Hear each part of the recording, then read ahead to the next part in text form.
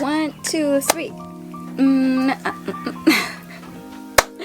Hi guys, Cykaniki here. Welcome back to this channel. So, if you're a returning subscriber, thank you so much for being here. If you're new, please don't forget to like, share, and subscribe. And today, we're going to talk about drugstore products that are worth buying for and drugstore products that is super essential. They're still here. From the time I started my makeup journey, nandyan na sila until now, dinadala ko talaga sila. Must have nga, diba? So, without further ado, let me introduce it to you. So, this will be drugstore recommendation, part 1. And maybe why you're wondering why my face is super bare. So, I decided not to put on makeup for almost 4 days because I concentrated on my skincare routine, especially nighttime and morning. And look at my skin, super glowing. Oh, self-acclaimed. But yes guys, it totally improved my skin. So I decided to not to put on some makeup first and concentrate on my morning skincare routine. And maybe for the next few days, I will be filming a new makeup tutorial for you guys. And thank you so much for that. And so without further ado, ito na nga guys, ito na yung mga must-haves ko talaga na mga makeup na trusted ko, na i-share ko na talaga sa inyo.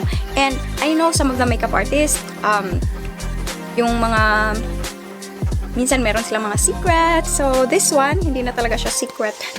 Kasi, marami namang makeup artists talaga nagsishare ng mga must-haves nila. And today, yun nga, gawin ko na siya. So, one of my must-haves, if wala kayong magandang makeup remover, I really, sometimes, especially yung bride, especially binibigay ko to, I gave it to them afterwards, or anyone who wants a makeup remover after, I will just tell them that you need to double cleanse. So this is a parang first aid remedy na nasa kit ko talaga, nagbabay ako ng bulk nito, which is the makeup remover. Parati nyo itong nakikita sa mga videos ko ng skincare, but I suggest you double cleanse. We will always double cleanse. So I'm excited to try oil cleansers, and meron akong nasa list, abangan nyo, and maghahanap tayo ng drugstore at the same time high-end. So ito yung must-have ko na talagang trusted. Okay, so meron na tayong makeup remover, hindi lang siya makeup remover guys, cleansing wipes and moisturizing. Meron din siyang moisturizing effect after. And next to that is, syempre, magpa-primer tayo. Meron naman tayong primer na yung for professional. Drugstore na primer na gusto ko rin is the Maybelline, but ang parati kong nakukuha sa counter pagpunta ko doon ay ito talagang no shine mattifier, especially sa mga abay, sa mga entourage. So no shine mattifier from Quick FX, super useful to, super handy, and hindi siya nagsispill. Ang gusto ko talaga sa kanya is itong ano niya, and punta tayo sa foundation guys. So meron na tayong primer, we're going to go for our base. So, yung base na i-recommend ko talaga, na blend ko siya.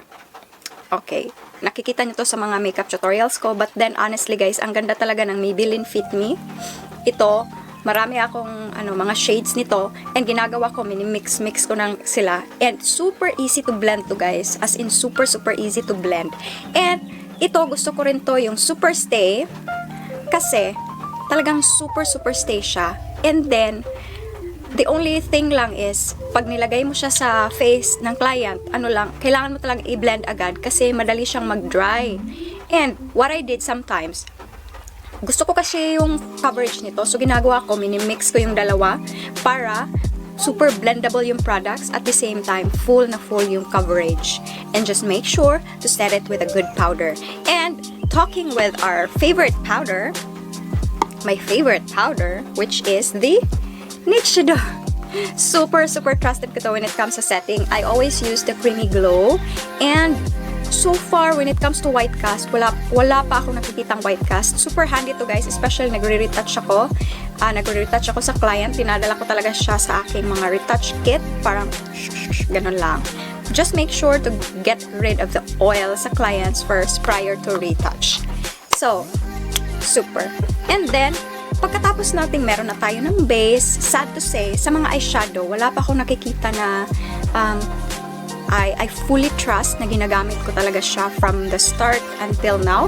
Kasi, sorry ha, but then, ang masasabi ko lang maganda ang mga Nichido na eyeshadow. Hindi lahat. Sorry guys, sorry. Hindi lahat. Pero yung mga brown shades nila, pack.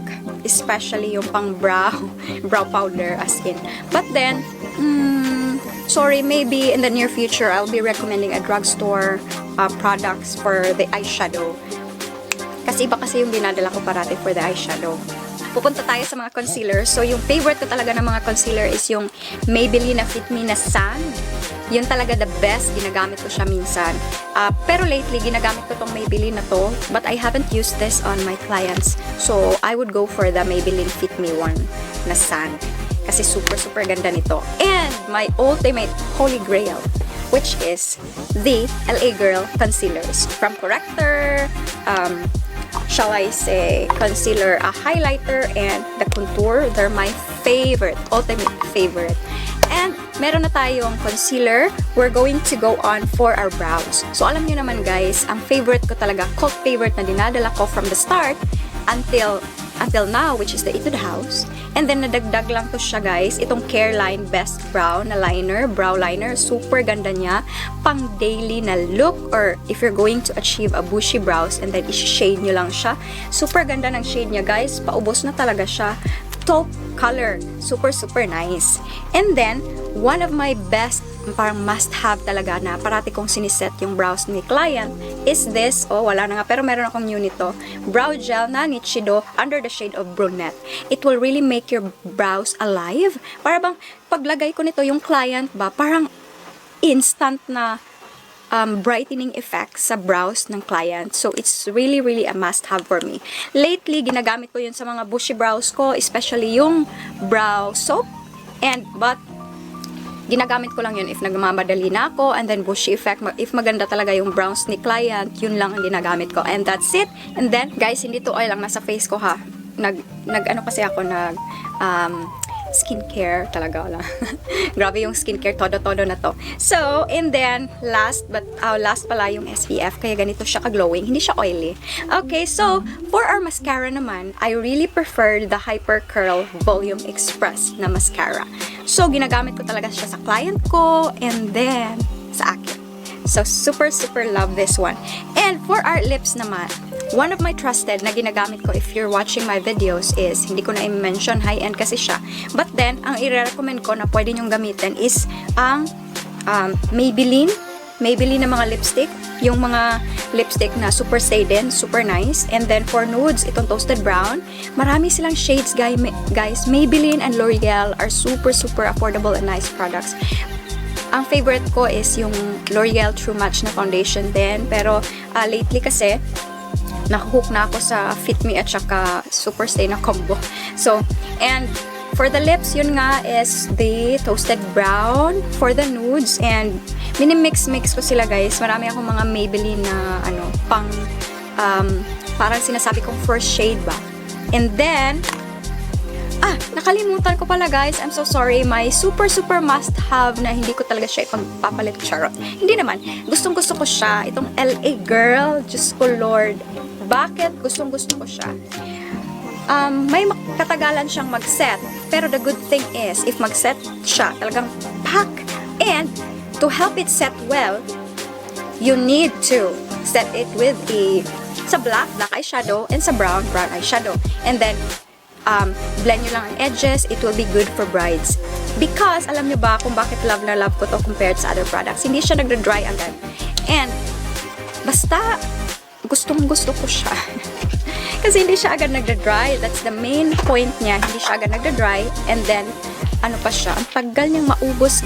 And one of the drugstore na gustong gusto ko din guys, ang gusto ko nito is their highlighter at ang blush. Yung contour, hindi gaano, but then gustong gusto ko to.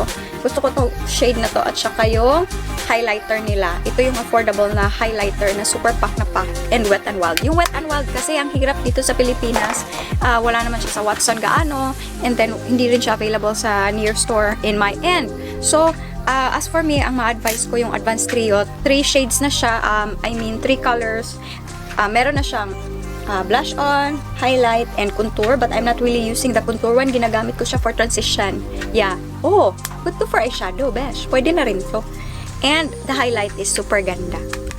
And And last but not the least, my holy grail product is from Nichido, yung lash glue nila. Super trusted ko to, guys. Dinadala ko to siya sa lahat ng makeup gig ko. If ever hindi ko to siya madala, good luck, para ako magpapanik. And kasi one of my holy grail is yung face shop na lash glue. Unfortunately, ang hirap niyang hanapin and parating out of stock. And kaya naisipan kong i-try itong Nichido, and super ganda naman niya. Hindi pa niya ako pinapahiya so far. And since then, dinadala ko na talaga siya parati sa aking makeup kit. And so that's it for now, guys, for our drugstore makeup must-haves part 1. So asahan yung meron pa tayong part 2, part 3, part 4 hopefully. And if ever ano yung mga drugstore recommendation nyo for eyeshadow, please comment down below kung ano yung masasuggest nyo. Please lang, I need also help for that. Guys, thank you so much for watching, and I hope you enjoyed this video, and I hope there will be next video. Please comment down below if ano yung mga suggestion nyo. I will be happy to see your comments, and if meron kayong questions, feel free. Thank you so much for watching. Bye bye for now. See you soon in my next video. Bye bye.